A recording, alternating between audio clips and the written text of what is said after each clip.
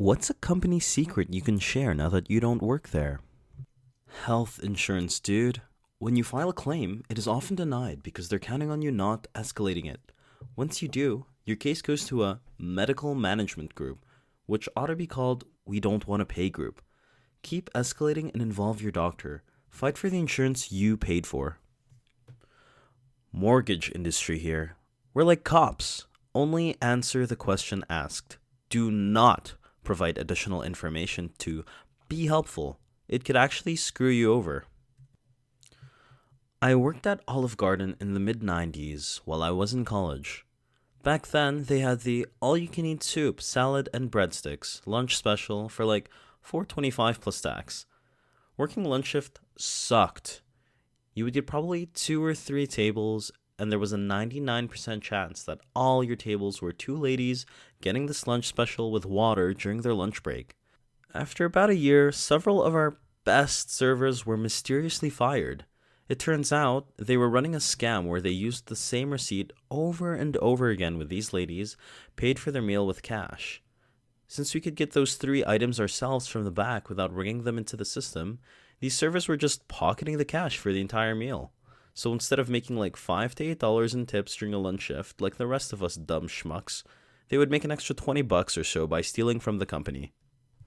T-Mobile has 2 coverage maps. The one they show customers and the real one that is internal shows the actual coverage. Diminishes by about 50%. Their coverage is built on a bed of lies. This isn't a company secret, but I worked part-time at a Domino's franchise in college. The owner was, at first glance, a short-tempered, critical penny pincher who did everything he could to save business money. Right down to watching over your shoulder to make sure you didn't put too much cheese on a pizza. Cheese is called white gold in the pizza industry, back in 2002. But after working for him for a while, you realize why he was so specific about the margins. Twice yearly, he would send out generous bonuses in the form of money orders made out to his employees from his own personal savings account to the college students working for him. The checks/money orders contained the memo line, "Keep learning." The amount of the money orders would be directly correlated to the profit margins of the stores he owned. The dude did legit profit sharing. After I graduated, I heard a rumor that he was trying to start up a small education grant trust that would benefit applicants of the Farmer School of Business at Miami University, but I don't think anything ever came of it. This owner also played favorites when hiring. Every single one of his managers was a former employee. 3 of the 4 managers at his stores when I worked there had graduated from my college with business degrees. All 4 of them had a small portion of their education paid for by Marvin Covington. Marvin Covington, Oxford, Ohio Domino's owner from Vevey, Indiana, died in 2017. That dude knew how to do business and do it right. I worked at L'Oreal. The cosmetics from L'Oreal and Lancome are basically the same, but Lancome costs like $20 more. I used to work in college admissions. Rich donors, athletes, and the other VIPs have lower admission criteria. They still have minimums, but they're super easy to reach, even for selective universities. In the case of the university I worked for, BYU, children of General Church authorities also got this. So Diet Sprite and Sprite Zero were the exact same thing. They didn't change the recipe one bit. They just changed the design and the name. I had a friend who worked for a bridal dress company. She would tell me her stories after work. They intentionally will bring back the wrong dress in attempts to get you to try it on, fall in love, and buy a more expensive wedding dress. They'll walk you through the more expensive dress sections, so you look through dresses out of your budget and want to try them on. They often forget to check if the dress you requested is in stock for the time frame you've requested.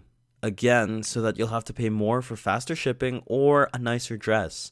It's a very predatory business masked by compliments, thinly veiled body shaming, and incredibly underpaid and understaffed stores.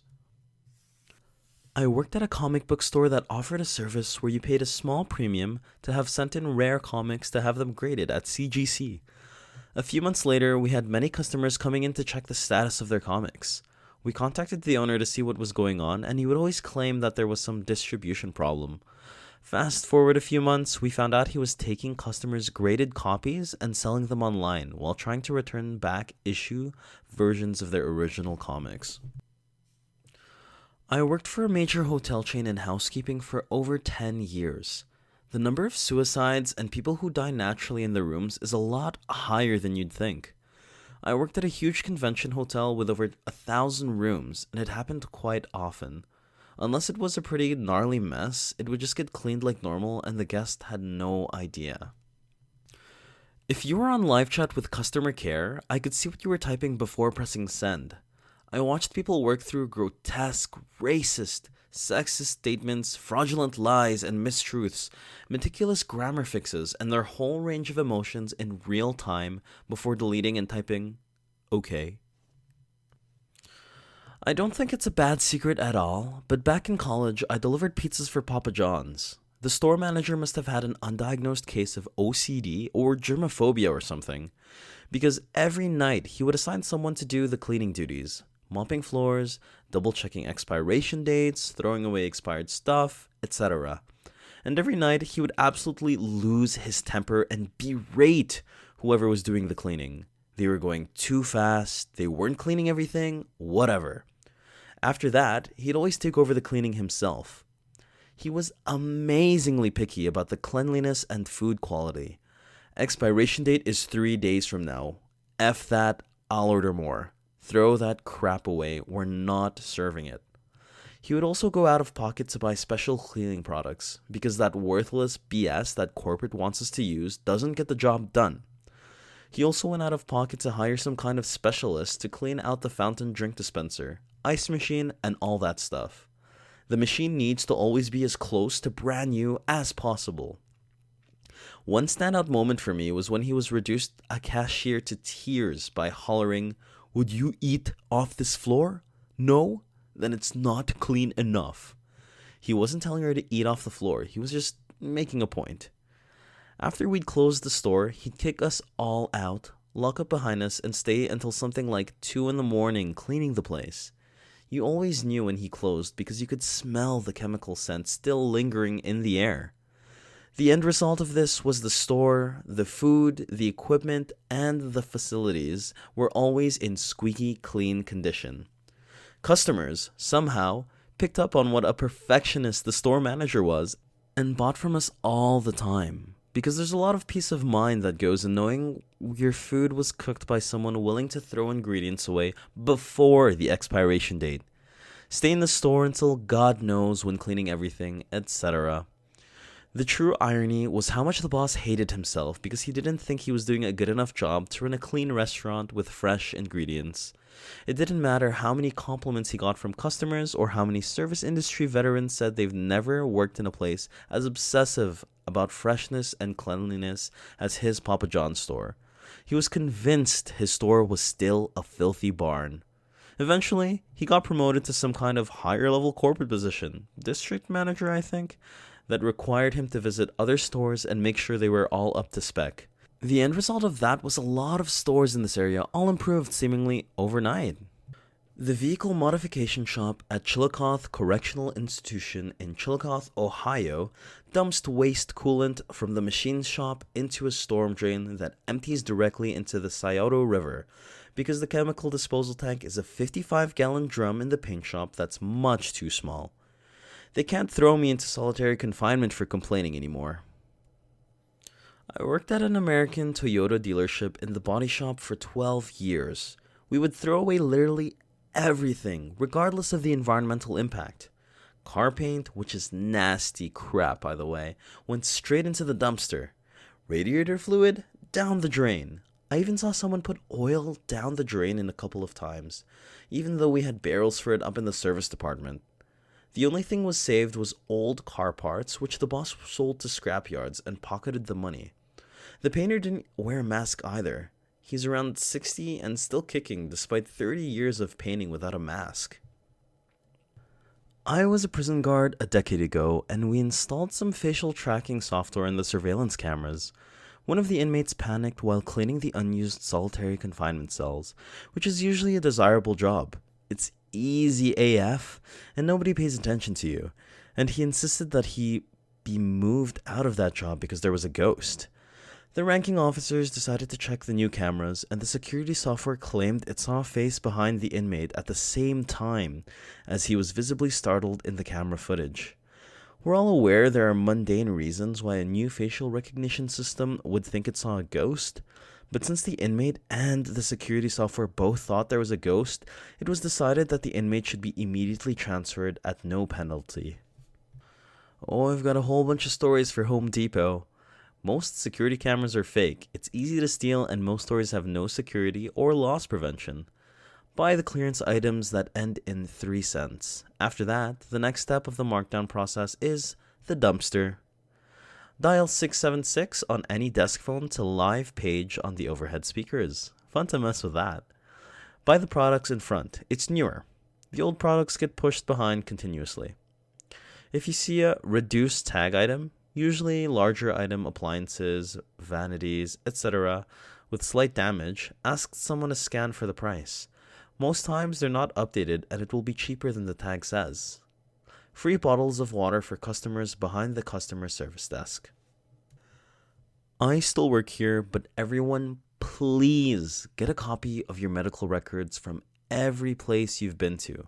Keep a hard copy in your home because I have horror stories from working in medical records since 2007. I worked at a Petco in Alaska. Apparently, brown/black mice are not allowed up here. Only white mice. We got a shipment in of a bunch of black/brown mice and had to take them to the vet to be killed. Also, the animals are literally shipped in on a UPS truck and delivered in packages. I would open a package and it would be full of fish or mice or snakes. You never knew what was coming. It was wild. Luckily, my shift manager was a really good person.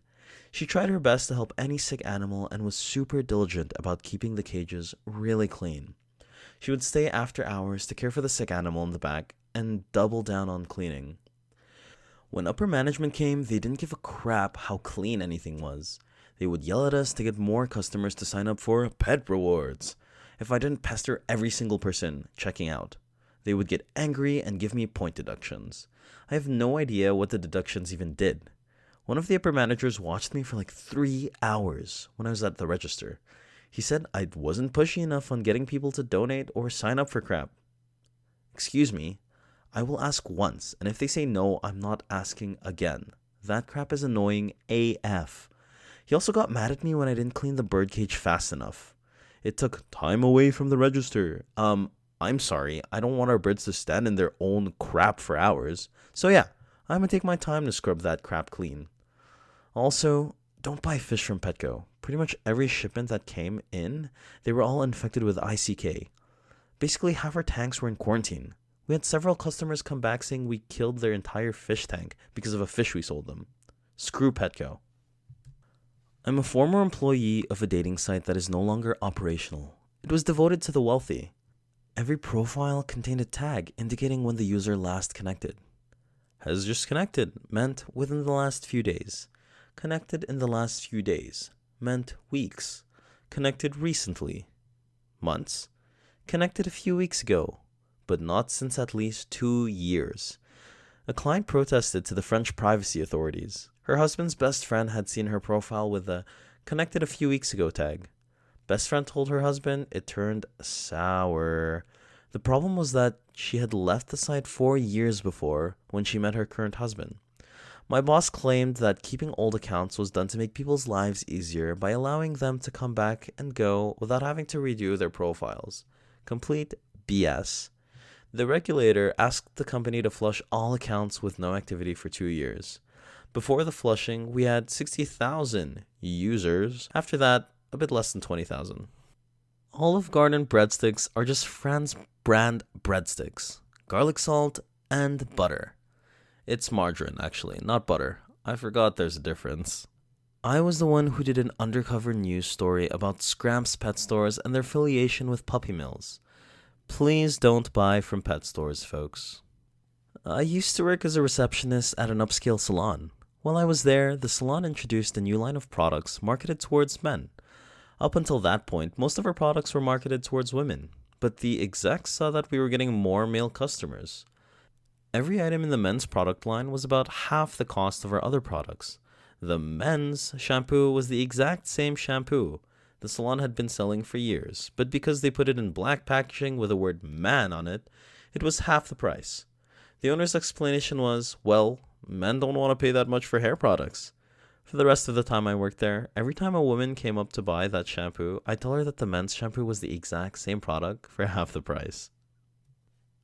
I used to work surveillance at a casino. From something like 3 stories high ceiling, we could zoom in on money on the table games and read the serial numbers of the bills. We could see the pips on the dice. Policy was to not look down blouses.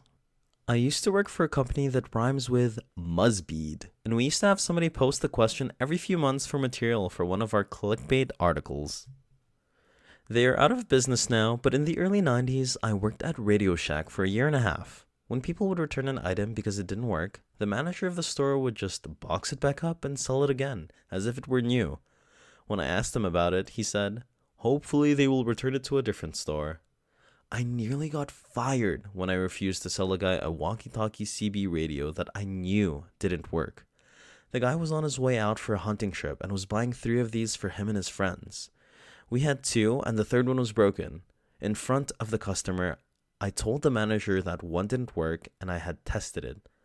The guy was happy I told him. We arranged for him to get the last one he needed at a different store, and off he went. The manager was livid with me and nearly fired me. I'm sorry, I'm not sending people out in the forest with gear I know doesn't work. Hilariously, a few months later, the manager was caught stealing from the store and got fired. I used to work at a graphic design firm. All of our Adobe software was pirated.